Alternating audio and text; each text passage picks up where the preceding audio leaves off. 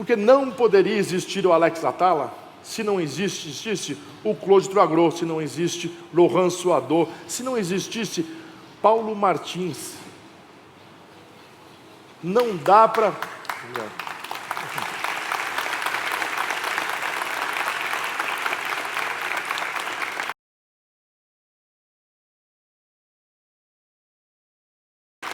Obrigado a todo mundo. Antes de mais nada, obrigado, prazeres da mesa. É o 13º ano que eu estou aqui. 13 anos dando aula é bastante. Esse ano tem algumas coisas que eu queria começar falando. Primeiro, que é da importância de um evento que nem esse aqui. Muda a história da gastronomia brasileira. Não fui eu que fiz. Nós fizemos. O Brasil, é importante a gente pensar que países referentes da gastronomia mundial, como França, Itália, Japão, Espanha, são referentes porque tem bons ingredientes, porque tem boas histórias, mas antes de mais nada tem bons cozinheiros. O Brasil já tem tudo isso. O Brasil começa a existir a gastronomia brasileira a partir do dia que ela não for minha ou de alguém, o dia que ela for nossa. E nessa hora a revista Prazeres da Mesa tem um papel fundamental, que é de dar acesso a todos nós. A todos nós. E para ninguém ter dúvida, a todos nós. Do jeito que vocês vêm aqui aprender, são 13 anos que eu venho aqui e saio com alguma coisa. Eu nunca deixei, eu sempre levei mais do que eu trouxe. Obrigado, Jorge, Mariela, obrigado, Ricardo Castilho, obrigado a toda a equipe Prazeres da Mesa por empreender no Brasil. Quem já montou negócio sabe que não é fácil. Imagina o que é montar um evento que nem esse, num ano de um Brasil sem crise, no Brasil com crise, né? Vamos dizer assim, guerreiros, Danny Bloch, mas também não dá para falar do meu trabalho sem falar de quem nos apoia. Tem duas pessoas, tem uma pessoa que eu sempre falo que 50% do meu nome não fui eu que fiz. Quem fez foi um cara chamado Giovanni Carneiro. Enquanto eu estou pelo mundo falando do Brasil, esse cara está lá na minha cozinha mantendo...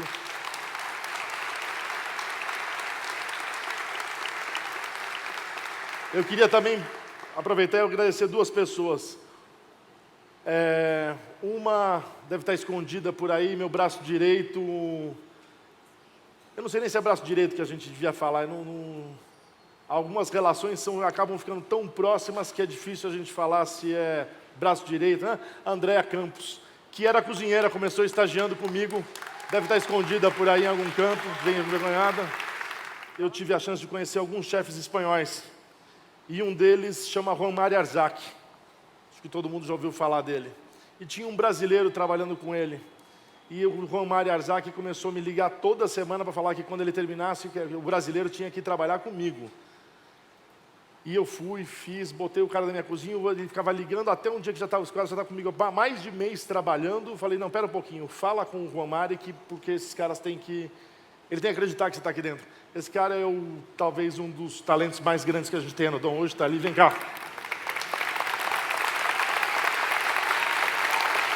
Rubens, entre nós conhecido como Catarina. Uma das coisas que a gente vai fazer hoje é um trabalho dele. Não vou falar ainda, mas é um desenvolvimento que ele fez e que eu acho justo que as pessoas entendam duas coisas. Primeiro, um trabalho em equipe. Durante muitos anos fui eu que cuidei do Dom, fui eu que fiz o Dom, todas as receitas eram feitas por mim. Essa fase passou. Eu continuo na liderança do Dom, eu continuo dentro das cozinhas do Dom, mas a minha equipe amadureceu. E para a minha equipe amadurecer, eu preciso fazer exatamente o que eu estou fazendo agora. Toda vez que alguém que trabalhou comigo deu uma receita para mim, recentemente o Graham Achatz conta essa história dele do Thomas Keller, que quando ele põe uma receita dele, o Thomas Keller fala, agora essa receita não é mais sua, agora essa receita vai ser minha. Isso acontece, mas eu acho que o justo é dar a quem merece. Algumas receitas que nós vamos fazer hoje são minhas, outras são deles e outras são nossas. Vamos falar um pouquinho disso. O ano que vem eu completo 30 anos cozinhando. Acho que a maioria de vocês, ou muitos de vocês, não tem 30 anos de idade. 30 anos dedicado à cozinha, eu não me arrependo. É uma delícia acordar de manhã e botar essa roupa. O que acontece, engraçado que eu estava falando com o Albert Adrià ontem, ele é um ano mais novo que eu. Talvez, eu tenho quase certeza, acho que ele começou antes de mim na cozinha, ou seja, ele, apesar de ser mais novo, tem mais tempo de estrada que eu. É de falar como a vida do profissional de cozinha vai mudando. Você sonha em ser cozinheiro e começa a investir nessa carreira. E aí você sonha em ser chefe. O que é um chefe? Chefe é só um momento desta carreira. Vamos imaginar, vamos pegar outras profissões.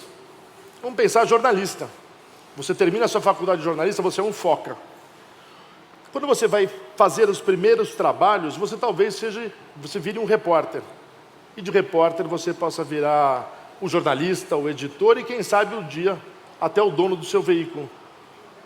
Mas em todo momento dessa carreira, ele é jornalista. Um médico igual, de residente, a evolução da sua carreira. A minha profissão é cozinheiro. Ainda sou chefe, mas eu já fui mais chefe.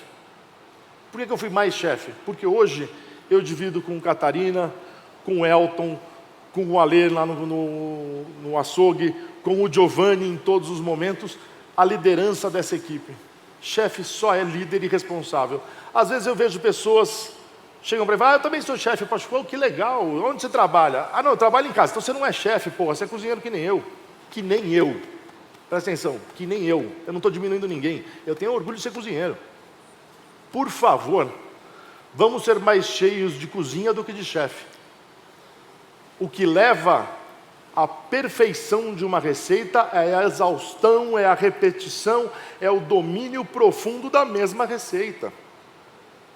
Eu conheço pessoas que cozinham muito bem uma receita. Não pede a segunda. Por que ela cozinha tão bem uma receita? Porque muitas vezes ela faz aquilo e repete tantas vezes que a vela é um craque. E aquele patamar de perfeição, ela sabe que ela não vai conseguir fazer em outra. E aí ela fica com medo. E nunca mais repete. Nunca mais atreve a outra. Perca o medo. Repita receitas.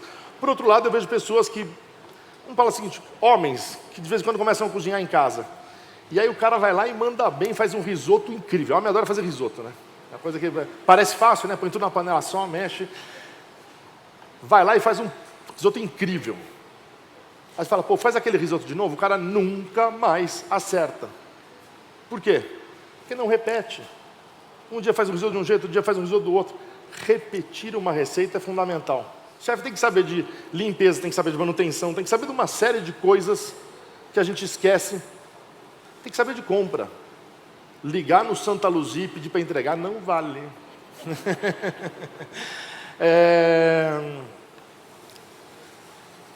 Nesse aprendizado você vai sonhando um dia então a liderar uma equipe e a ser responsável pela equipe de cozinha. E aí você fala, agora eu sou um chefe. Mas aí o sonho, a ambição, a gente tem e tem que existir. Você fala, agora que eu sou um chefe reconhecido. E você trabalha por isso. E aí você fala, agora que eu já sou um chefe conhecido, eu quero ser mais. Eu quero ser o melhor do Brasil, eu quero ser o melhor, né? E aí você chega num momento que é o que eu quero falar hoje. O sonho de ser um chefe e o pesadelo de se manter. Não é fácil durante 17 anos de Dom Restaurante, mais de 10 anos entre os 10 melhores do mundo, entre os 50 melhores do mundo, 5 anos entre os 5 melhores do mundo, manter. Eu estava aqui agora com o Juarez Campos, para quem não conhece, chefe incrível, capixaba, história da...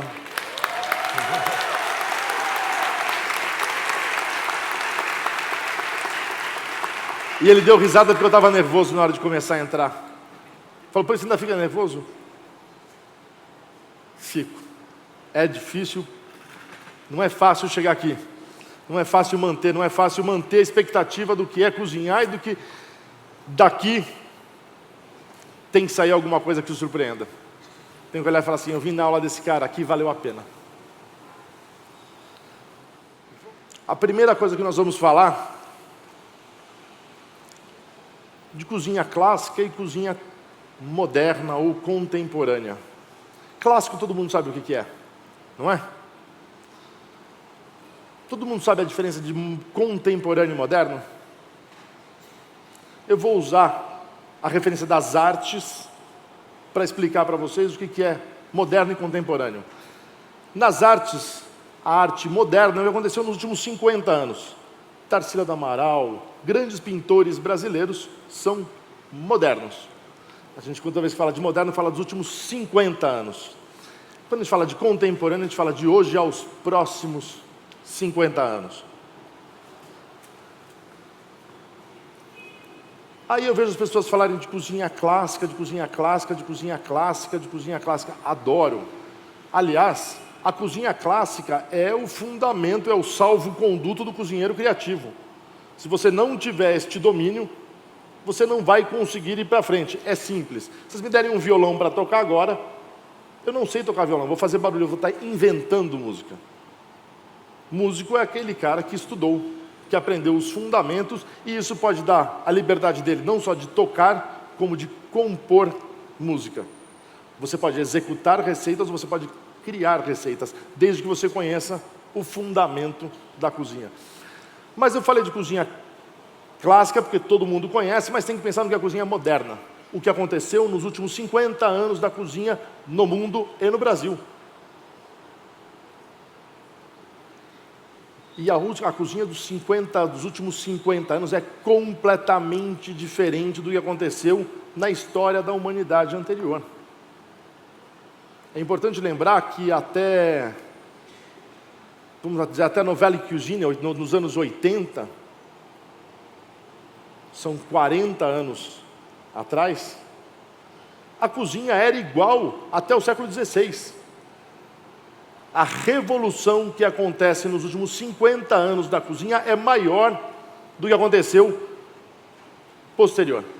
Um não existe sem o outro, é um elemento de evolução, de crescimento, mas não dá para falar de cozinha clássica sem entender a moderna. Por que a moderna é tão importante hoje? Porque é dela que nós vamos projetar os próximos 50 anos. Por que isso é tão importante no Brasil? Porque não poderia existir o Alex Atala se não existisse o Claude Troisgros, se não existe Laurent Suadot, se não existisse Paulo Martins. Não dá para...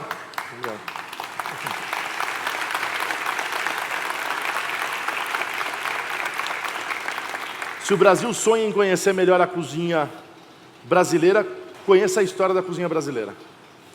Esses caras foram os caras. Eu talvez seja o mais jovem cozinheiro de cabelo branco. Eles fizeram a cozinha brasileira, eles criaram todo o fundamento para que isso pudesse acontecer. 17 anos de Dom Restaurante fez com que há 8 anos atrás eu resolvesse abrir um segundo restaurante da Alvidito, pensado em cozinha brasileira. Pensado numa cozinha tradicional brasileira, aquela cozinha de mãe. Por quê? Porque na Itália você vai às vezes num restaurante, o que você come é a mesma coisa que a sua mãe, que a sua avó fazia. O Brasil eu ainda não via isso, eu via as cozinhas regionais, vejo as cozinhas regionais muito bem representadas, mas aquela coisinha do dia a dia às vezes faz falta. Aliás, quem teve a chance de comer ontem lá no Dalvidito, o prato do Rodrigo do Mocotó, ele serviu um prato naquele pirex de vó, fez um prato maravilhoso, que tocou o coração de todo mundo. Um prato que ele comprou numa loja de R$1, o custo da receita, ele mesmo falou que dava R$3,50. O caro não é o que pagou. O cara é ter aquela ideia e conseguir fazer isso com propriedade e deixar todos nós de queixo caído. Voltando para o Dalvidito, qual é a maior diferença entre Dom e Dalvidito? A maneira de cozinhar. E eu vou contar isso dando um exemplo. Acho que todo mundo já pegou um prato na vida, começou a comer e estava delicioso. E do meio para o final, ele começa a ficar quase enjoativo, pesado. E às vezes você come um prato que você começa a comer, ele nem está tão gostoso, e do meio para o final você quer pedir mais um. O que é isso? Potência de sabor. O que quer dizer isso?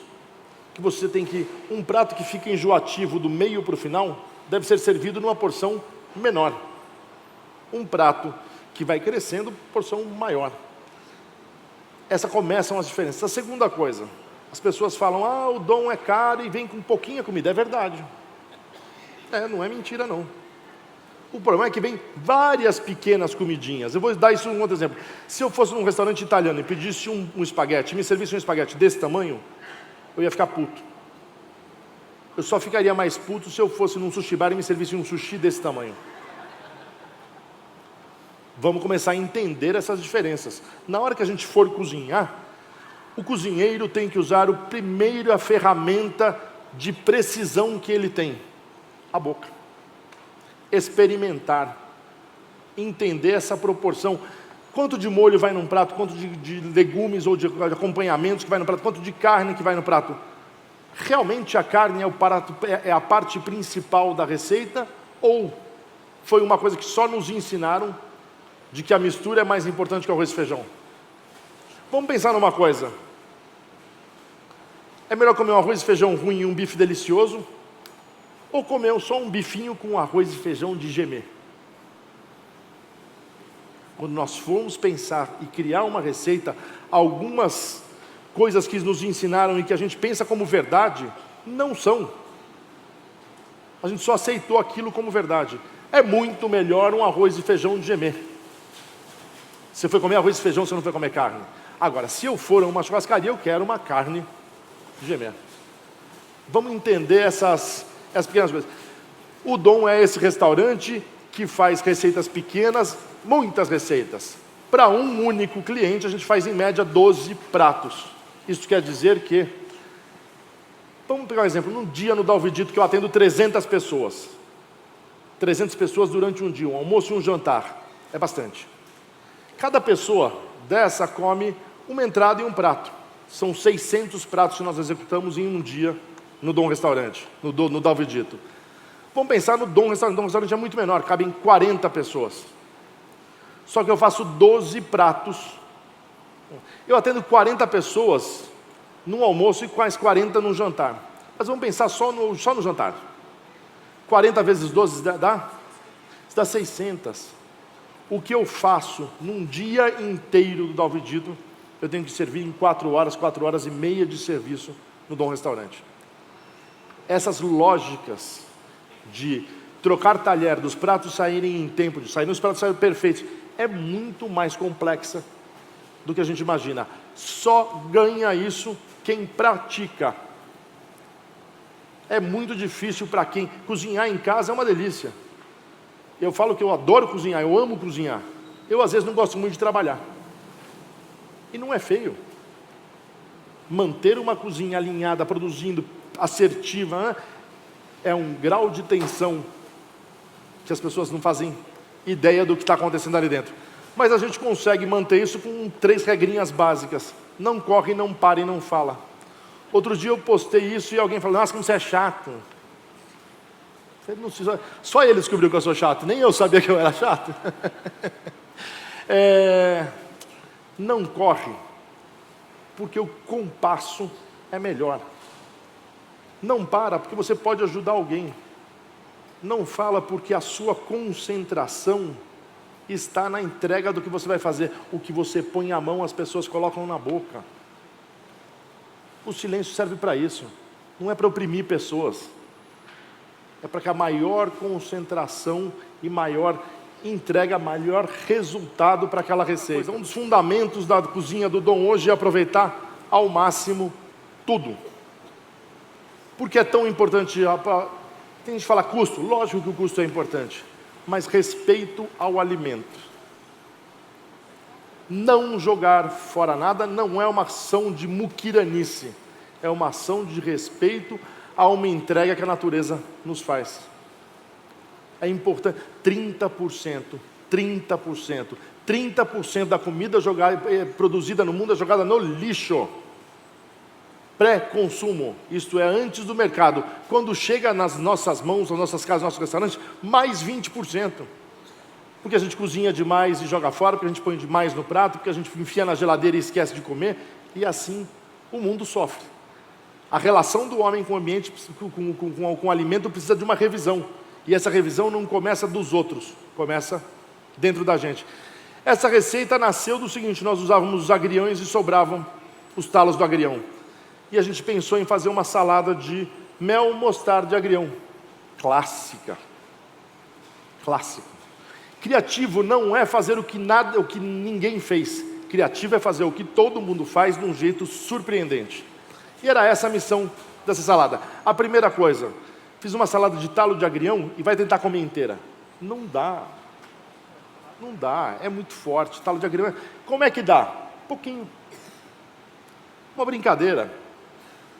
Ela não tem uma função de alimentar, ela tem a função de fazer sorrir, de surpreender, de uma coisa chegar flutuando, que é pegar bolinha por bolinha da mostarda e colocar.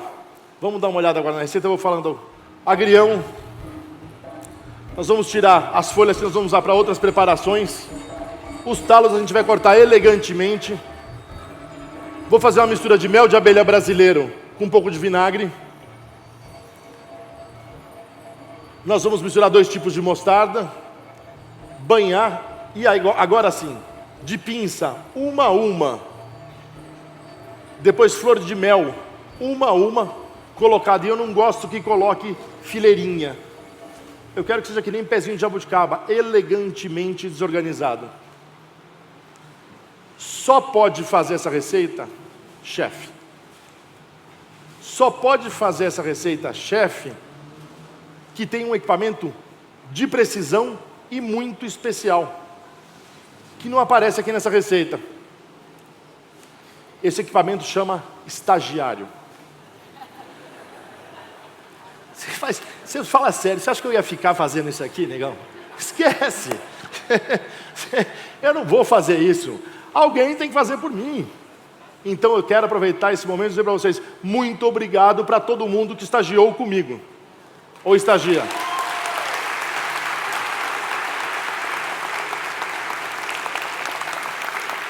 Mais de 90% da equipe Dom, Dalvidito, Riviera e Açougue Central são compostas de ex-estagiários. A Andréia Campos foi estagiária de cozinha.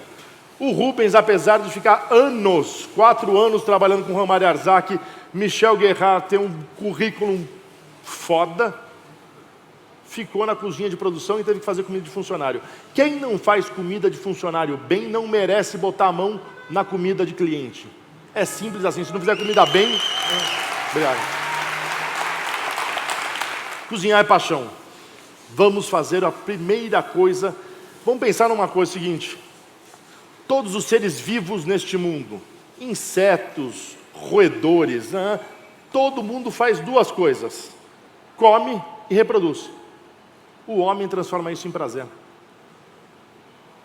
Dá para trepar com quem a gente não gosta? Pô, vamos fazer comida do mesmo jeito? Com a mesma entrega, com a mesma vontade, com o mesmo amor? É simples assim. Isso é o que diferencia a gente do resto do mundo. Este ato de amor, hoje, é maior do que alimentar. É viver num planeta. O homem não está acabando com o planeta Terra. O homem está acabando com a possibilidade de continuar vivendo no planeta Terra. Se nós tirarmos toda a humanidade hoje do planeta, amanhã vai ter sol, chuva, mar, vai estar todo mundo aqui, menos a gente. Essa relação precisa de uma revisão. Vamos ver a segunda receita.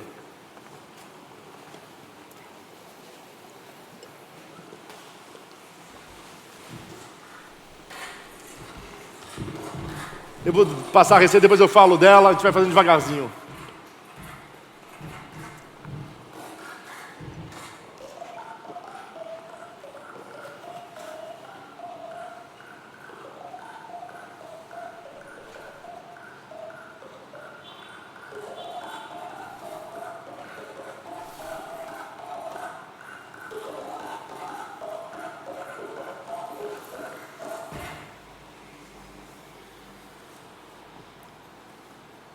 Vamos lá.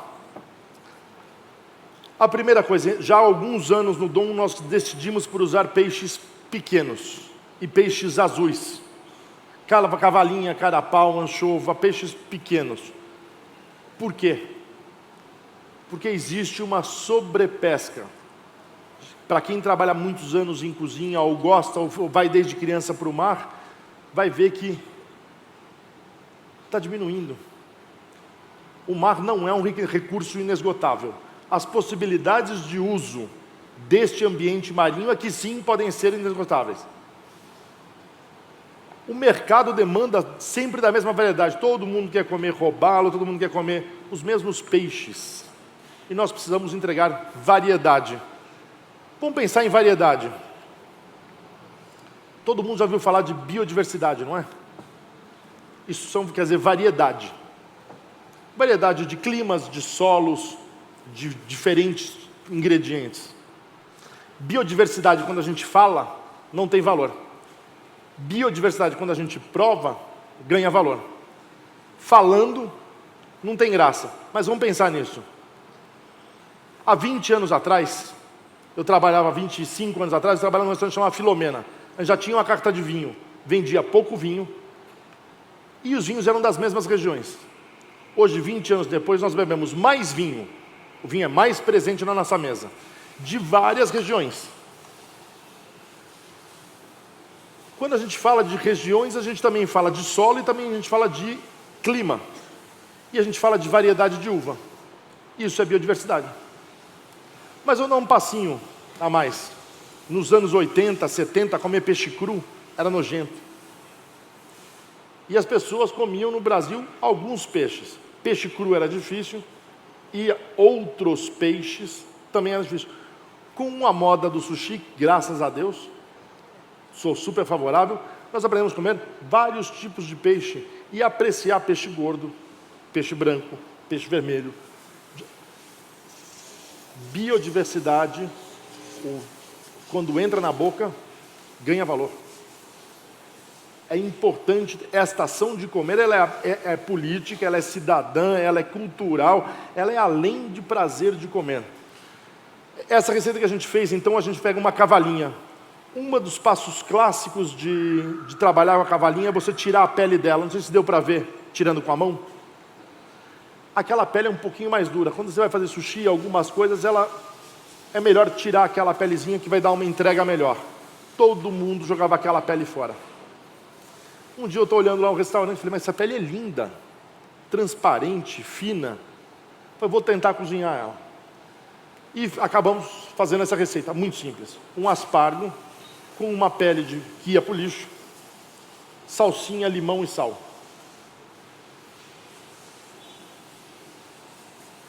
E se fosse, em vez de pele de peixe, fosse lardo colonato? Que legal, lardo colonato. É incrível, eu adoro e uso. Acho que está chovendo. É incrível usar lardo colonato, mas por que lardo colonato é incrível? Porque alguém falou para a gente que é incrível. A gente não conhecia até ontem. Se a gente não conhecia até ontem, e eu não estou diminuindo o lardo colonato, eu quero só dizer o seguinte, até ontem também a gente não conhecia pele de cavalinha, que coincidentemente tem o mesmo tempo de cozimento de um aspargo. Alguém já pensou no aspargo como legume? Vou contar a história para vocês. Aspargo é um legume de muito sabor, muito forte. Queria lembrar vocês o seguinte, não sei se vocês sabem disso, mas se você comer muito aspargo, o seu xixi sai cheirando aspargo. Alguém sabia disso? Imagina quanto é forte um aspargo. Agora, imagina este sabor com uma camada muito fina de mar. O quanto elegante. Convenções da nossa cabeça me dizem que pele de peixe é porcaria e que devia ser jogado fora. Ninguém nunca nos ensinou a comer. Reentender o ingrediente, usar a totalidade, é antes de mais nada respeitar aquele bichinho que morreu. E que nos vai entregar, além da pele, mais o filé, que eu vou cozinhar agora. Vamos lá fazer o filé, vamos para mais uma receita? Vou pegar agora a cebolinha verde, Vou abrir, vamos enrolar ela assim com a mão, botar na água com gelo e vou fazer molinhas de cebolinha. Mandioquinha cozida no sal, vou cortar e vou tirar buchãozinhos, vou tirar rolhazinhas. Vou limpar a cavalinha, vou tirar o filé, vou fazer a limpeza como tinha feito. Vou pegar uma panela com uma grelha dentro, vou levar ao fogo e vou fazer fumaça, ou seja, vou defumar o momento. Refogar cebola com manteiga, vinagre de xerez. Vou bater na Thermomix e vou passar num purê e vou fazer um purê de cebola roxa. Defumar a cavalinha ao momento e está pronto o prato. Não é difícil fazer. Não é difícil. Cozinhar não é complicado. Agora, usar todo o ingrediente, sim. Ah, são porções pequenas, sim. Só que você vai comer tudo que você está vendo aqui, mais algumas coisas. Vamos para mais uma receita. Tainha. Agora no inverno a tainha vem com as ovas, faz a botarga, todo mundo conhece. Esse pedacinho que eu estou tirando é a moela da tainha. Vamos ver 2 vezes essa receita também. Tainha todo mundo sabe, ou a maioria sabe, tem as ovas. É uma delícia para comer frita. Botarga, que é umas grandes contribuições, uns grandes ensinamentos, que são as ovas secas. Eu adoro. Só que trabalhando com a tainha e conversando com pessoas, com peixeiro, ele falou, já comeu a moela da tainha? Eu falei, tainha não tem moela. Ele falou, você que pensou que não tem tainha, não tem moela. Eu falei, não, só frango tem moela. Ele falou, não, tainha tem moela. Outros peixes não tem. Vamos lá descobrir o que é a moela. Mas na verdade a moela é o estômago, que como ela está ovada, ela vai comer coisas que ela não come durante o ano inteiro, e o estômago dela vai atrofiar. E ela vira uma moela. Mais interessante, com a mesma textura de uma moela. Como é que faz a moela da tainha? Limpa, se ela é um estômago, apesar de ser pequenininho, tem sujeira dentro, tem que lavar bem, água e sal, deixa dar uma descansada, cozinha primeiro e depois a gente dá uma leve fritura. Ao lado, eu vou pegar um caldo de carne tradicional, uma demi-glace, que a gente faz, fundamento da cozinha. Vou pegar espinhas e pele de peixe azul, qualquer peixe azul, pode ser a cavalinha, pode ser o carapau, pode ser a própria tainha, e vou tostar no forno. Eu não vou queimar, eu vou tostar. Quando aquilo ali estiver dourado, bonito, dourado, quase amarronzado, eu vou pegar aquelas espinhas e vou ferver dentro do caldo de carne. E eu vou conseguir uma mistura muito interessante entre carne e peixe. Ai, carne e peixe funciona? Ah, isso é muito moderno. Não. Não, isso é muito antigo. Se vocês olharem cozinha bourgeoise, fundamento das cozinhas, essa combinação não é nova. Aliás, este é um molho bastante clássico. Isso não foi criado por mim, isso foi revisado pela equipe. Esta combinação vai lembrar muito no final do dia, num olho fechado, comer sushi. Um pedaço de peixe com textura ímpar, com um molho que você vai botar pouca quantidade, com potência de sabor suficiente para acompanhar a degustação. Potência de sabor suficiente para acompanhar a degustação. Vamos entender isso. Café e expresso, qual que é a diferença deles?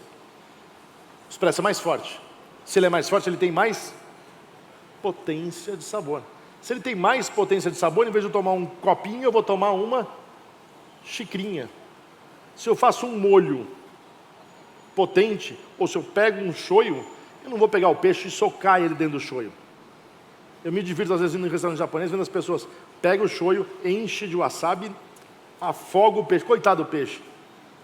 Ele merecia um pouquinho de sabor também, né? Para ser tudo só para wasabi e para o shoyu. Ou então come um pedaço de papel com wasabi e shoyu também, que funciona. Essa proporção é importante. Vamos ver mais uma receita. Esse é um interno, esse é uma glândula, esse é o timo da vitela. Vou falar daqui a pouco o que é o timo. Nós vamos marinar ela com laranja, alecrim, sal, a seco. Vou fazer um chá mate. Vou pegar vou fazer uma manteiga de chimarrão e vou montar uma béarnaise de chimarrão e erva mágica. É a mesma erva, só que uma tostada. A marinada seca está feita, eu vou pegar e vou grelhar, fritar o timo. Vamos apresentar e eu repito de novo daqui a pouco.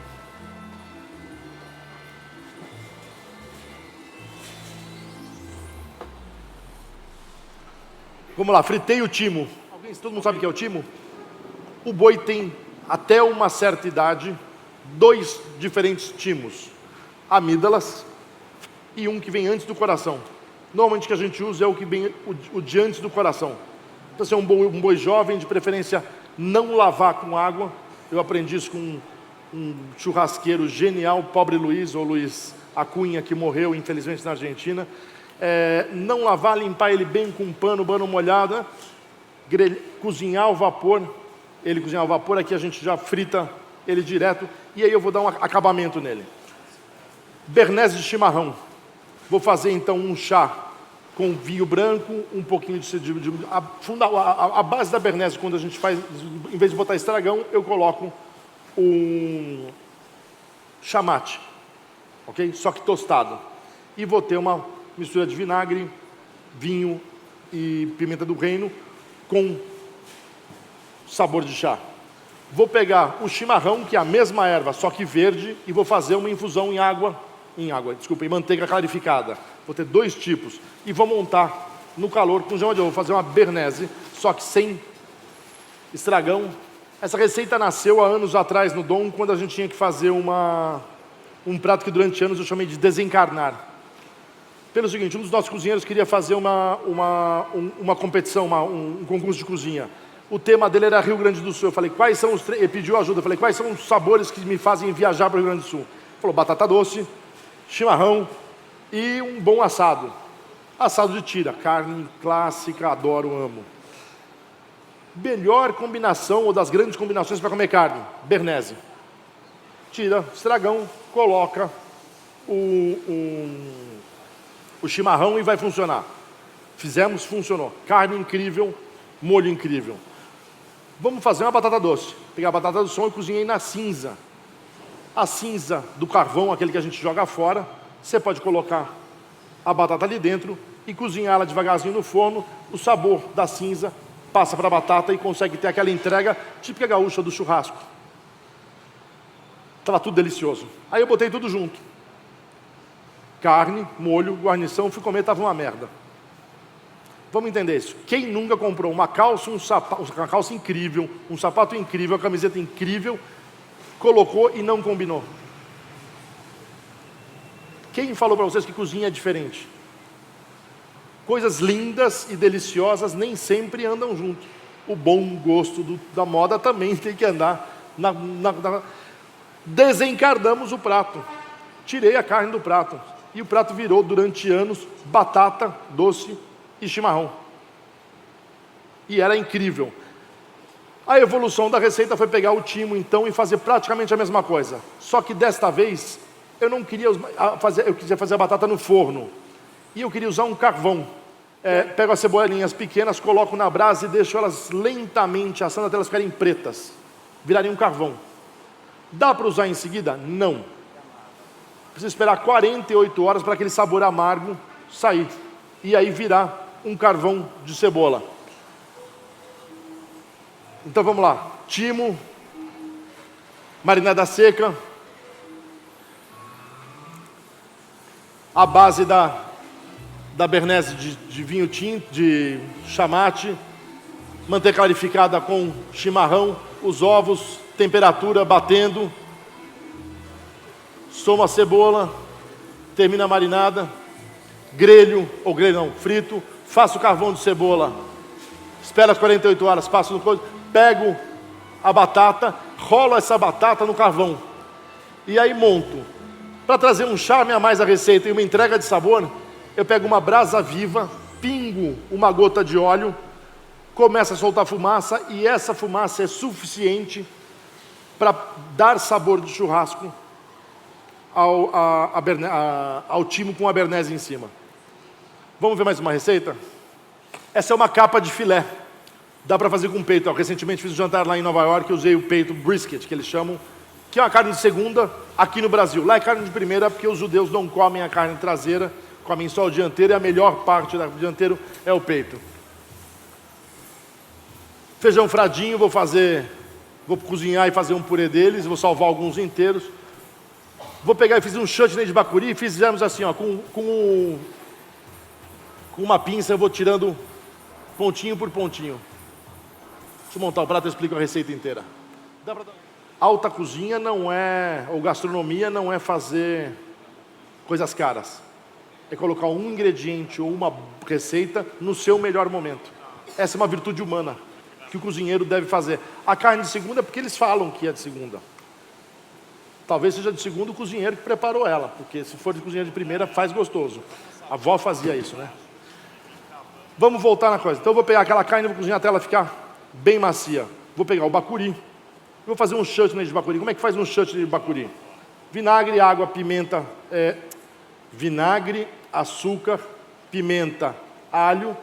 Deixo apurar, somo o bacuri aos poucos, vou batendo e vou buscar um equilíbrio entre dulçor, acidez e picância. E obviamente, se ele é de bacuri, eu quero a nota do bacuri lá na frente. Eu não quero que a pessoa come e fale, é um chutney. Nossa, que bacuri diferente.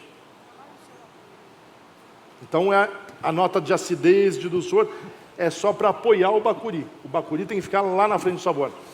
Fizemos um purê de feijão, e aí vamos servir tudo junto. Vamos degustar. Estava gostoso, mas faltava alguma vida. Como é que a gente passou o segundo passo? Picles de cebola roxa, bastante simples, acho que todo mundo sabe fazer, então se não sabe, vamos lá. Água, vinagre, açúcar, coloca no vácuo, ou num saquinho, ou num potinho, coloca a cebola roxa, deixa de um dia para o outro, está pronto. Ok? Simples assim, tudo a frio. O vácuo dá um resultado um pouquinho melhor. Não tem a vácuo, não tem problema, faz num saquinho, num zip. Tira o máximo de ar, faz no zip e dá certo também. Para cozimentos a frio, isso é um cozimento a frio, é importante lembrar disso. De curto tempo, funciona muito bem, não é fundamental o vácuo nessa hora. E pegamos outra cebola, agora a cebola branca, cortamos bem fininho, passamos na farinha de trigo. Da farinha de trigo eu tiro o excesso de quantidade e frito em fogo baixo, a 160 graus. Eu não quero que ela fique dourada, eu quero que ela fique branca e crocante. Então eu vou cuidar muito da temperatura para que eu consiga ter essas 2 cebolas ou 3 cebolas, que depois eu vou botar cebolete, para completar o sabor do prato. Vamos para mais uma receita? Essa aqui é um creme de puxuri, um aromático da Amazônia. Vai fazer uma espiral de chocolate, um processo bastante simples, é só treino. Vou pegar raspas de chocolate do kombu, enfim. Vou pegar uma manga agora e vou fazer quase a mesma coisa que eu fiz com a cebola. Vou deixar bastante tempo, vou queimar ela. Vou fazer um purê de manga na brasa. E vou servir assim, chocolate, puxuri e manga. Vamos pensar um pouquinho nessa receita agora. Primeira coisa, não vai açúcar. Por que não vai açúcar? Porque eu vou pegar uma manga que já é doce, vou cozinhar ela de uma forma onde o sabor da fumaça vai impregnar ali dentro, o sabor de queimado. Essa reação vai criar a caramelização da frutose, o dulçor vai ficar mais acentuado. Vou fazer uma basezinha muito simples de puxuri. Puxuri, para quem não conhece, é um aromático muito... Vamos falar que a primeira nota de sabor vai lembrar um pouquinho noz moscada e anis, um pouquinho de canela, é uma mistura, e vou acompanhar. Ainda não é uma sobremesa não é um chocolate, eu não quero uma torta, eu quero uma elegância, eu quero que a pessoa surpreenda com o sabor de uma manga que normalmente não conhecia ou não tinha visto. Eu vou fazer a receita que nós servimos pela primeira vez ontem à noite para o jantar magno da Prazeres da Mesa, junto com Albert Adrià, junto com Felipe Bronze, junto com Rodrigo do Mocotó e com Juan Manuel. Essa receita nasce da cozinha japonesa.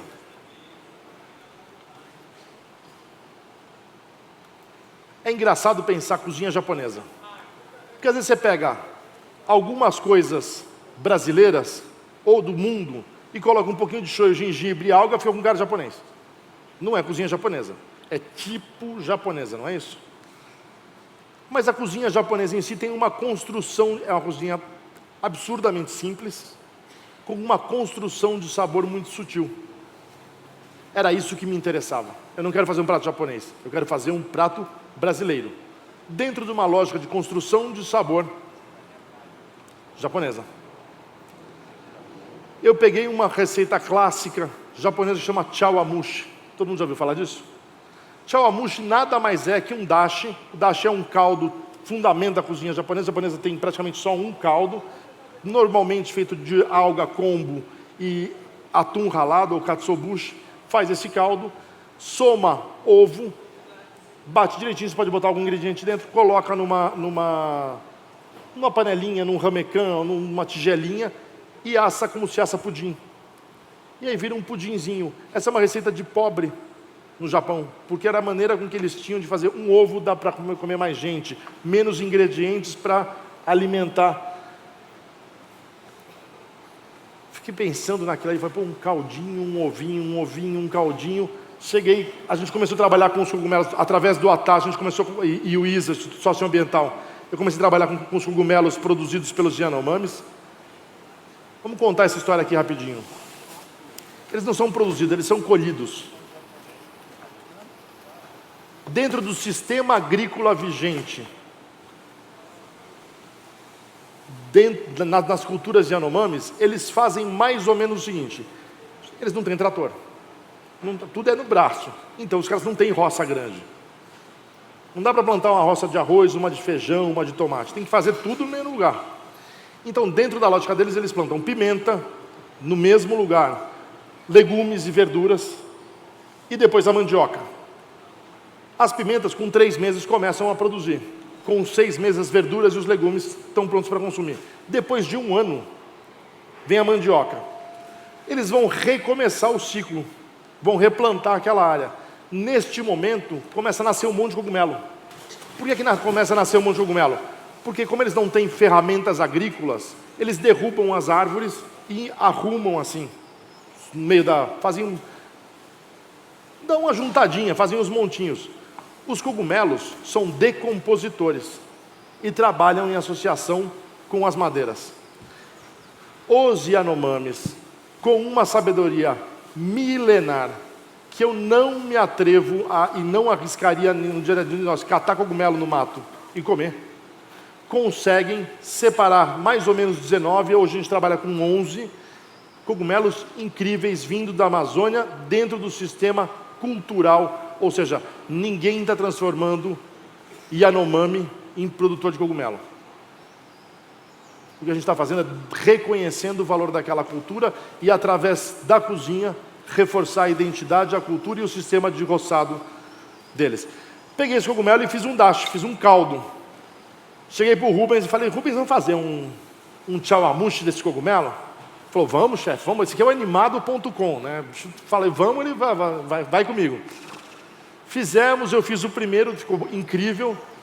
Aí fui viajar, fui fazer não sei o quê, voltei, ele estava rachando a cabeça, não estava dando certo. Falei, e aí, o que aconteceu? Ele falou, pô, chefe, não deu certo, mas eu botei tapioca e deu certo. Tapioca. Todo mundo sabe o que é tapioca? Tapioca é amido de mandioca. Ok? Todo mundo sabe o que é polvilho? O que é polvilho? É amido de mandioca. Obrigado. É a mesma coisa. Se você pegar água e tapioca e cozinhar, faz o quê? Goma. Que serve no tacacá, não é? E se eu pegasse essa goma e botasse num caldo? O que aconteceu com aquele caldo? Ele vai ficar mais espesso. Se eu botar mais um ovo, ele fica com que textura? Melhor que a de um pudim. Olha o cara que inventou. A ideia foi minha, mas ele foi levando. Fomos experimentando e estava incrível. Aí eu falei, pô, agora eu quero fazer uma sobremesa.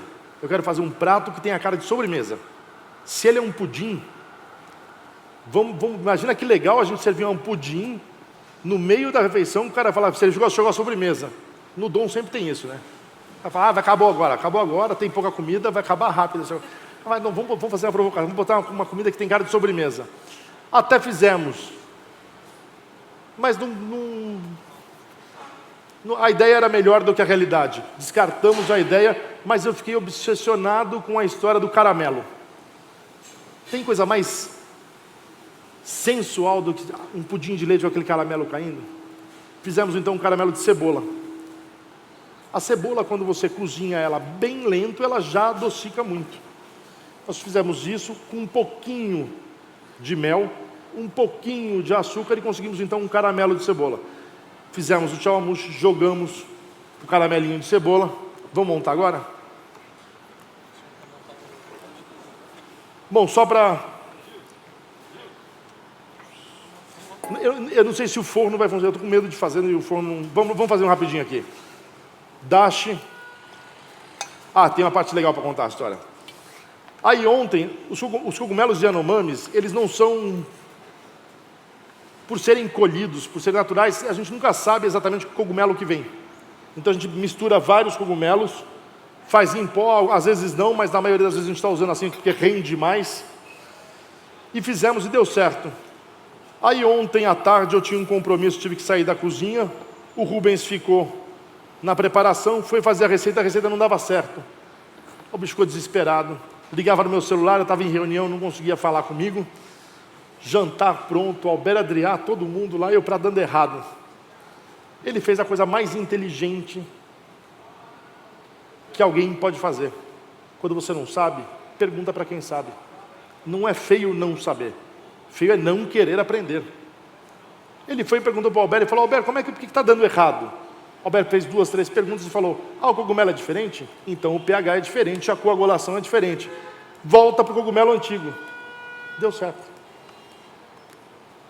A experiência e a humildade de um cara de ter, você olhar e falar: eu não sei, me ajuda? Leva a cozinha um pouquinho mais para frente. Ontem não foi uma aula de cozinha para a gente. Bom, vamos voltar à receita. Mistura ovo e o caldo, coloca num ramecan.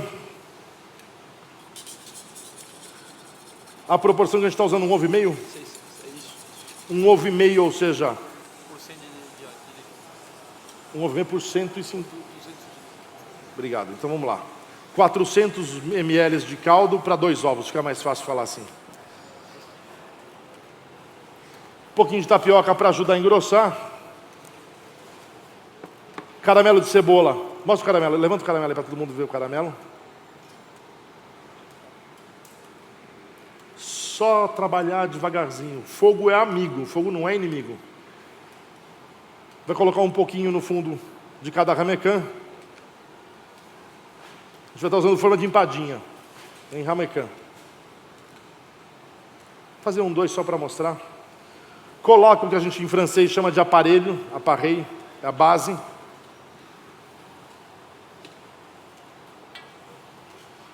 Faz um banho-maria, que nem faz com pudim. Banhozinho-maria, cobre, forno. Cozinha por quanto tempo está cozinhando esse? Nesse tamanho? 80 graus, 40 minutos. 80 graus, 40 minutos deste tamanho. Se você for fazer maior, mais tempo. Vamos desenformar? Desenforma um aqui.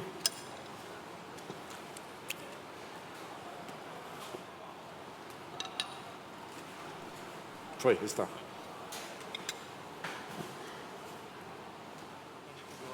Tá, eu vou montar esse aqui. Já vai desenformando.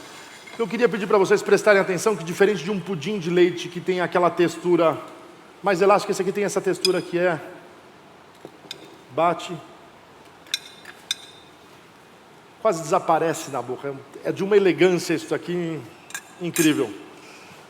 Pegamos, desenformamos o pudinzinho, colocamos dentro de um ramecan ou de uma tigelinha de serviço e aquecemos tudo. Ok? Agora eu tenho um pudinzinho quentinho. Faltava vida, faltava alguma coisa que nos emocionasse. Eu lembrei de um outro ingrediente japonês que chama furikake. Não sabe o que é furikake? Aquele envelopinho que você joga em cima do arroz. Tem vários tipos de furikake. Eu resolvi fazer um furikake só de coisas brasileiras. Então a gente pegou mandioca soufflé, que é a última coisa que nós vamos fazer. Fizemos uma mandioca frita que eu vou mostrar para vocês. Cebola frita. Arroz, o mini arroz que a gente trabalha também no Atá, na Retratos do Gosto. E fritamos. E faz uma pipoquinha de arroz, dá uma textura incrível. E traz aquela nota de arroz tostado japonês, muito presente nos chás, por exemplo. Aí nós vamos misturar tudo, um pouquinho de alga, um pouquinho de arroz. Eu não trouxe mais um pouquinho de aroeira, ou aquela pimenta rosa. Vou misturar tudo. Nenhuma proteína, usou ovo, mas não, enfim, ovo lactoproteico, digamos assim. Vamos fazer a mandioca soufflé? Todo mundo sabe de batata soufflé? Aquela batatinha que fica inchadinha igual um travesseiro? Dá para fazer com mandioca. Vamos pensar primeiro, tecnicamente, o que a gente... Está quente o óleo? Vamos pensar tecnicamente.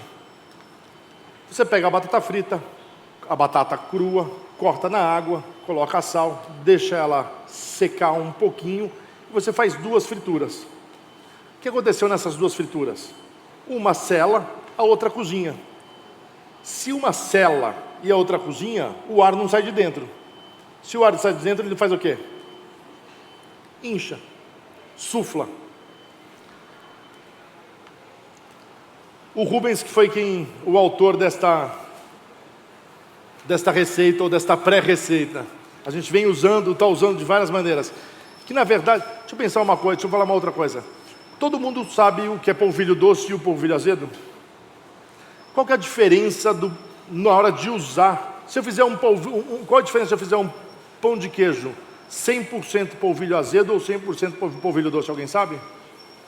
Não. Muda o sabor? Muito pouco. A principal diferença é que o polvilho azedo fermentado gera mais gás. Isso sufla. Ok? Incha. Então aqueles pães de queijo enorme que às vezes parecem cheio de ar, na verdade eles foram feitos de polvilho azedo. Às vezes você pega uns pães de queijo, e eu gosto deles, que é feito com polvilho doce, e eles são mais maçudinhos, um pouquinho mais duros. E tem uns que são ao meio. Eu não preciso nem falar qual que é um, qual que é outro e qual é o misturadinho. Polvilho azedo. Partindo do mesmo princípio, nós começamos a pegar a farinha azeda. A farinha d'água ou a farinha de puba, conforme o lugar do Brasil. A água, é difícil fazer isso aqui, ó. Água e farinha. Dá para fazer com outras coisas ou somar outros temperos aqui. Nós estamos fazendo só com água e farinha e nós queremos continuar fazendo só com água e farinha. Dá para usar com caldo de frango? Sim. Dá para usar com... Dá para botar o tempo? Dá. Não tem medo, tenta. Uma vez que eu... Pode deixar já. Uma vez que a gente já tem uma textura de massa desse jeito, eu vou deixar ela descansar um pouquinho. Dá para usar já? Não. Não dá. Eu vou precisar hidratar bem isso daqui. Vamos trabalhar bem isso aqui. Pode trabalhar na mão? Pode, mas é muito mais fácil trabalhar num cilindro de macarrão. Eu vou trabalhar. O que acontece num cilindro de macarrão, alguém sabe? Quanto mais você trabalha, mais forte fica a rede de glúten, menos elástico fica a sua farinha. Mas mandioca não tem glúten, não é isso? Mandioca tem um amido longo, que estica, não é? O que acontece se eu trabalhar bastante a mandioca? Eu também vou encurtar, apesar de não ser glúten, eu também encurto aquela rede de amido. E eu vou ganhar uma textura um pouco mais... Agora, a diferença da recém-feita, mais farinhenta para uma que está mais já no ponto de usar. Vou trabalhar ela, vamos trabalhar essa massa um pouquinho no cilindro, para ganhar até ficar mais homogênea, porque uma das características das farinhas d'água ou de puba é que elas são, a granulometria delas, ó, tem vários tamanhos de grão, então para ficar tudo mais igual a gente vai passar, ou mais homogêneo. E depois eu vou fazer bolinhas pequenas, com um rolo normal de confeitaria, sem passar nada na superfície, liso. Abre. Temperatura boa já? Vamos deixar dar uma secadinha. E aí vou fazer... Temperatura está 180?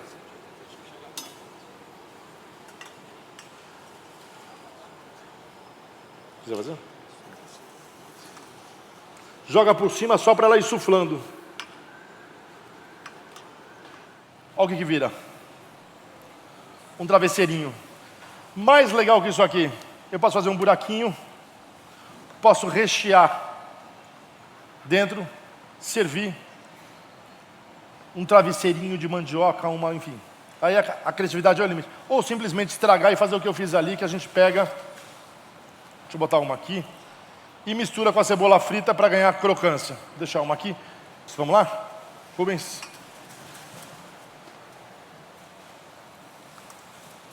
Dobrou. Vai. Deu para ver aí?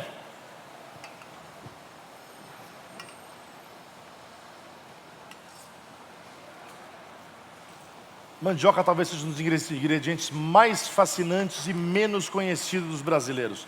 Segundo a Embrapa, mais de 250 tipos de mandioca. Da mandioca eu tenho farinha, tapioca e tucupi.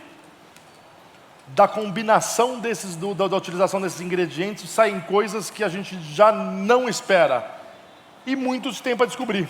Nós não sabíamos que farinha com água frita virava no meu ponto de vista, muito mais chique que uma batata soufflé. Eu às vezes vou comer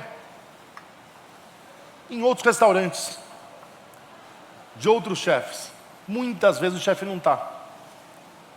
E eu como tão bem quanto o chefe está.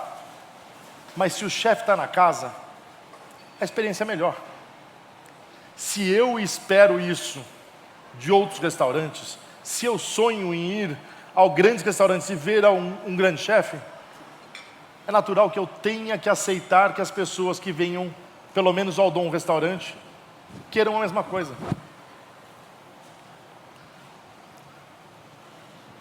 Na evolução da profissão, porém, acontece uma outra coisa, na coisa da chefia, e um pouco do que eu falava do Albert Adrià no começo, é que a vida vai tirando a gente da cozinha. Eu tenho que viajar, eu tenho que dar aula, eu tenho que fazer... eu fico menos na cozinha do que... Por isso que eu falei que eu já fui mais chefe de cozinha do que eu sou hoje.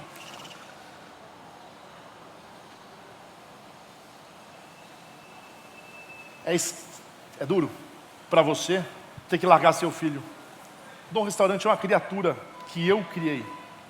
E que em algum momento eu tenho que deixar de ser pai dela e dividir ela com o mundo. E de repente, publicamente, olhar e falar: o Rubens, o Giovanni são mais chefes do Dom hoje do que eu. Eu ainda sou cozinheiro do Dom. Mas eles são os chefes. Eles que estão na frente. Sabem daquela cozinha hoje melhor do que eu. Não é um processo simples assim. Engraçado é que as pessoas às vezes acham que a gente vai chegando nessa parte e não trabalha. Eu não vou falar o quanto eu trabalho, mas eu tenho certeza que vocês serão chefes e vão lembrar do que eu falei agora. Quando as pessoas olharem e falarem: ah, mas vocês não trabalham muito, não prova nada para ninguém, convida para ficar no seu lugar. Essa experiência não tem preço. Nesses anos, eu estou prestes a fazer 50 anos, já não sou mais um garoto. 30 anos de cozinha, 17 anos de Dom Restaurante. Acho que eu posso me dizer que eu ganhei tudo que eu podia. Todos os prêmios que eu podia ter ganho. Se eu não ganhei, eu botei a mão lá pertinho dele. E você olha para trás e fala: vale a pena? É isso que você quer? Tem que abrir mão da sua vida. A cozinha brasileira passa por um momento sensacional. O Brasil é o maior celeiro de grandes chefes do mundo.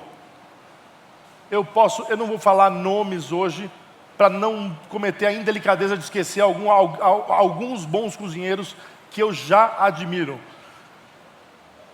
Mas eu vejo as pessoas falando de jovens chefes de outros lugares da América Latina e falando que uau!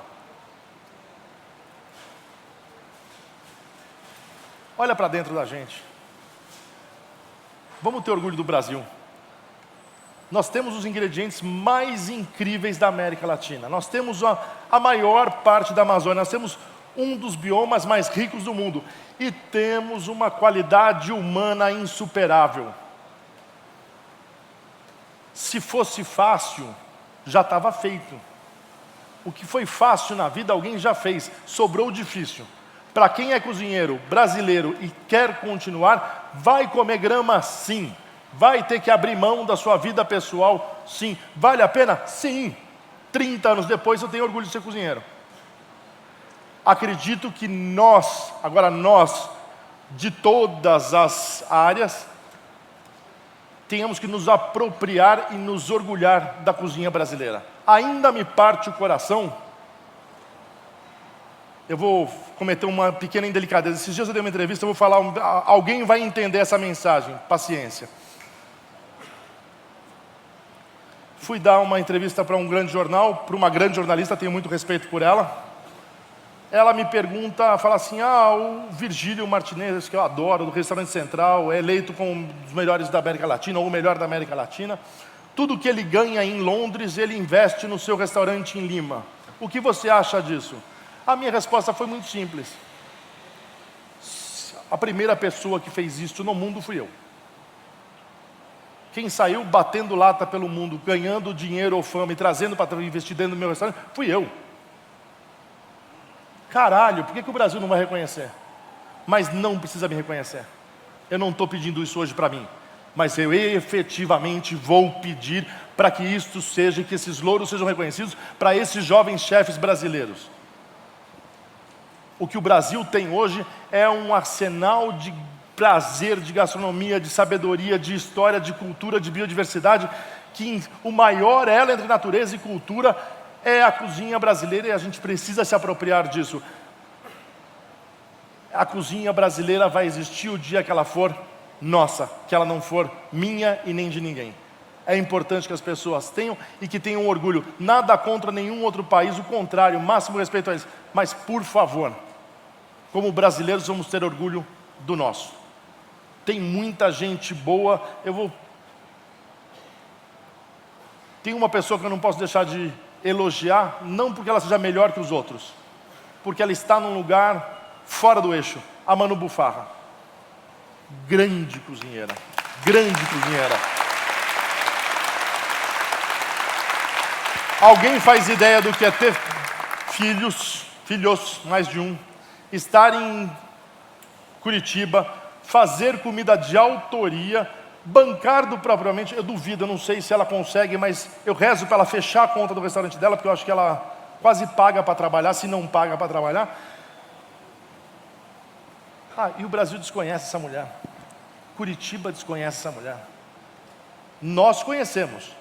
Eu não estou falando de nós, eu estou falando do Brasil. Ela e muitos outros chefes, eu só usei ela não porque ela seja melhor que ninguém, vou repetir isso, só porque ela eu acho que é um exemplo de resistência, força, garra, crença, dedicação. O Brasil precisa fazer isso.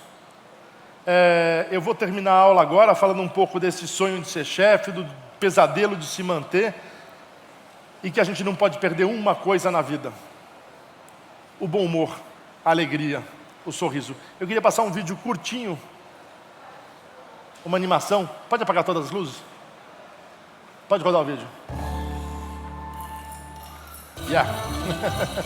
Só isso.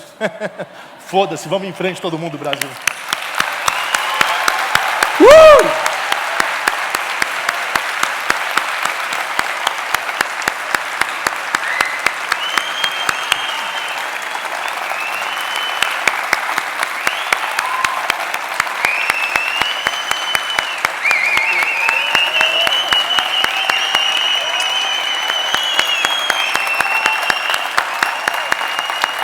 Obrigado vocês. Obrigado.